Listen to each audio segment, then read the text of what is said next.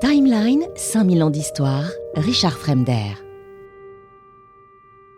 Malheureusement, une fois la guerre terminée, le roi retombe dans ses orgies et ses festivités dionysiaques. On confectionne pour l'occasion des milliers de feuilles de laurier distribuées aux athlètes ou aux artistes vainqueurs de compétitions sportives ou artistiques qui accompagnent les processions.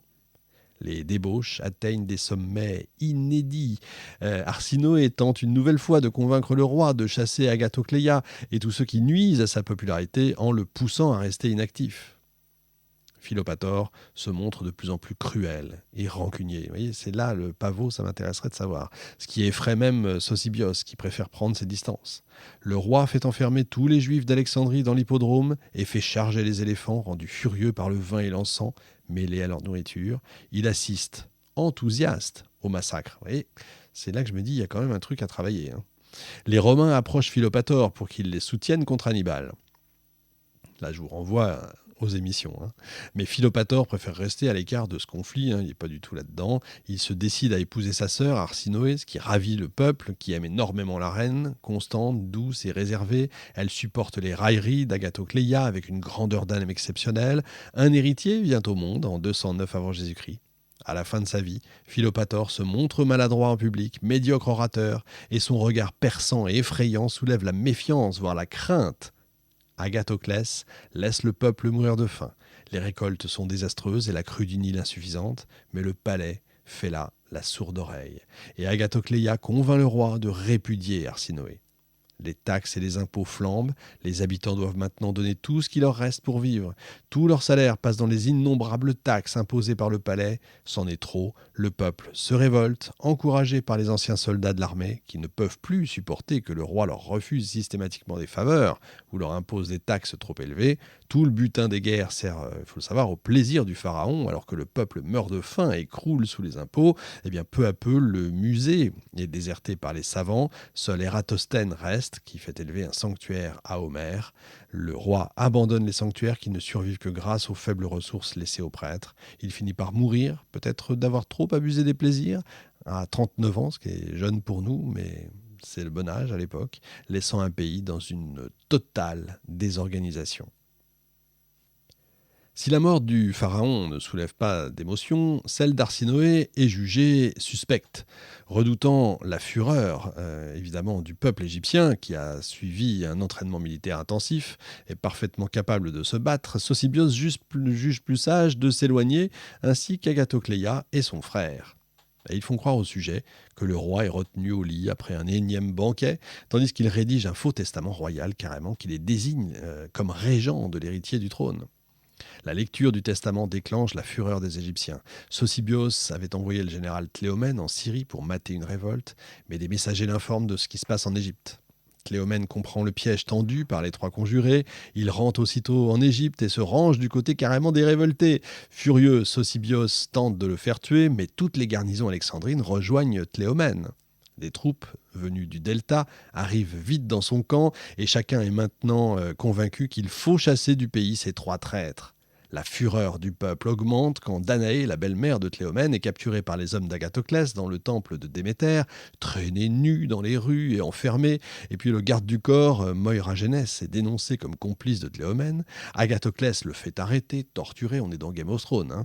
Mais un messager vient parler à voix basse au ministre et tous les deux quittent la pièce dans laquelle ils interrogeaient, entre guillemets, le malfaiteur. Voyant qu'ils ne reviennent pas, Moiragénès tente de se sauver, il rencontre des Macédoniens, leur raconte ce qui lui est arrivé en leur montrant ses blessures. La petite troupe va vite avertir leurs compagnons que le moment de la révolte est venu.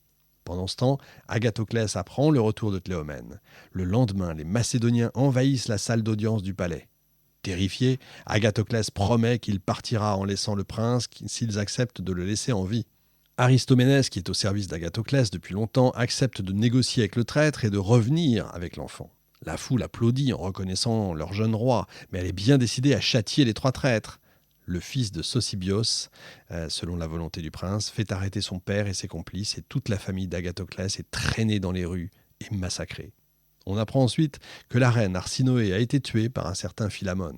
Les Égyptiens se ruent chez lui et le tuent à coups de pierre et de bâton, étranglent son jeune fils, traînent son épouse dans les rues. On se débarrasse aussi de Sosibios. Les généraux Tléomène et Aristoménès sont élus régents. Mais Tléomène n'a pas l'intention de partager le pouvoir même avec un confrère. Il entraîne ses soldats dans de grandes orgies. Le problème, c'est qu'il reste un soldat et non pas un dirigeant réfléchi, précis et pondéré. Il entretient une cour de flatteurs qui n'hésite pas à dilapider carrément le trésor royal. Le peuple lui préfère Sosibios, le jeune, sage malgré son jeune âge et qui se montre à la hauteur de sa mission, c'est-à-dire en fait protéger le jeune roi. En 211 avant Jésus-Christ, un certain Ptolémée, encore, revenant de Macédoine où son père l'avait envoyé, ose critiquer ouvertement la politique de Tléomène. Il recueille l'approbation des Égyptiens parce que les finances souffrent là encore des excès du général. Et dénoncé publiquement par un conseil, Tléomène menace de reprendre la part de pouvoir de Sosibios le jeune. Et il fait augmenter les impôts. Là encore, c'est la goutte d'eau qui fait déborder le vase. Sentant le danger, il décide de quitter le palais. Son bras droit, Scopas, prend sa place. Pendant ce temps-là, Antiochos III et Philippe V s'emparent des possessions égyptiennes du jeune Ptolémée V. Scopas part aussitôt avec son armée, espérant montrer aux puissants romains que l'Égypte n'a besoin de personne pour s'imposer en Méditerranée. Il dédaigne les échanges d'ambassadeurs, méprise les peuples étrangers, il envahit la Coëlée-Syrie, puis s'en va en Syrie pour combattre Antiochus III. Mais il essuie une défaite cinglante, il court se réfugier à Sidon. Assiégé par les troupes d'Antiochos, la ville est obligée de se rendre. Scopas s'en retourne à Alexandrie. La honte, il est humilié. Aristoménès le juge indigne de ses fonctions et le fait arrêter pour trahison. Mais on le retrouve empoisonné le lendemain, évidemment. Aristoménès choisit alors Polycrate, vice-roi de Chypre, pour le seconder. Polycrate lui conseille de faire couronner le jeune Ptolémée, de le marier avec une princesse syrienne pour conclure une alliance avec Antiochos III. Son choix se porte sur la jeune Cléopâtre, quatrième fille d'Antiochos, qui n'est pas encore mariée. Elle amène en dot la Phénicie, la Coëlée-Syrie et la Judée. Une brillante cérémonie est organisée à Memphis en 193 avant Jésus-Christ, commémorée sur une stèle découverte au XIXe siècle dans le port de Rosette.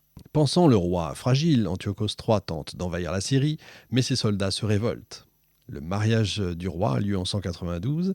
Malheureusement, les Nubiens se soulèvent en haut d'Égypte. Le pharaon, plutôt pacifique, lui, laisse cette affaire à Polycrate. Il fait le siège de la ville de Lycopolis et une fois les Nubiens maîtrisés, il les fait exécuter. Le roi ne veut pas en connaître un seul détail, préférant ses loisirs favoris, la chasse et les jeux sportifs.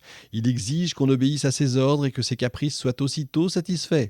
Un jour, il s'endort durant une audience d'ambassadeurs grecs. Réveillé par Aristoménès, il se met dans une violente colère, il ordonne qu'Aristoménès soit carrément exécuté. Polycrate décide donc de s'occuper seul des affaires de l'État. La situation du pays, vous l'avez compris, est catastrophique. Les impôts sont trop lourds, les champs mal irrigués, les canaux ne sont plus entretenus.